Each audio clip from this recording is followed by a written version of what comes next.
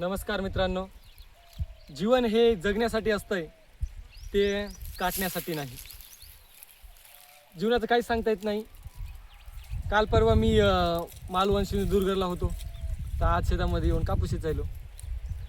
परवा दिवशी मी एका गाडी फॉर्च्युनरमध्ये बसलो होतो, तर आज तुमच्यासमोर उभा आहे. जीवनामध्ये प्रत्येक गोष्ट ही काहीतरी वेगळं जगण्यासाठी आपल्याला भेटत असते. त्याच्यामुळे प्रत्येक जीवनामध्ये आलेला क्षण हा जगला गेला पाहिजे. हे जीवनाचं खऱ्या अर्थानं तत्त्वज्ञान आहे सर्वात मोठं. आनंदाला तिजोरी देऊन दुर्लक्ष करून जगलेला प्रत्येक वेळ, प्रत्येक मिनिट हा आपल्या आयुष्यामध्ये काहीच भाग नसलेला असतो. ज्या ठिकाणी आपण आनंदामध्ये जीवन जगलंय तोच आपल्या आयुष्याचा सर्वात महत्त्वाचा आणि सर्वात श्रीमंत भाग असतो. म्हणून आनंदाला कुठेतरी जीवनामध्ये दुर्लक्ष केलं नाही पाहिजे. आपण जे कोणतं काम करतोय ते आनंदाने करणं हे अत्यंत गरजेचं आहे. हेच तुम्हाला मला सांगायचं आहे. मी बरंच फिरलो. नई नई आंखें हो तो हर मंजर अच्छा लगता है, लेकिन कुछ दूर शहर घूमे लेकिन अब घर अच्छा लगता है.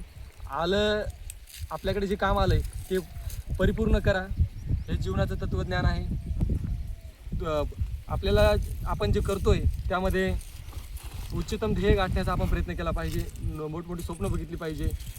दुसऱ्याला सांगणं सोपं आहे, स्वतः आचरणात आणणं अवघड आहे. तरी पण प्रयत्न केला पाहिजे. आपल्याला कळतं आहे वाईट काय आहे, चांगलं काय आहे.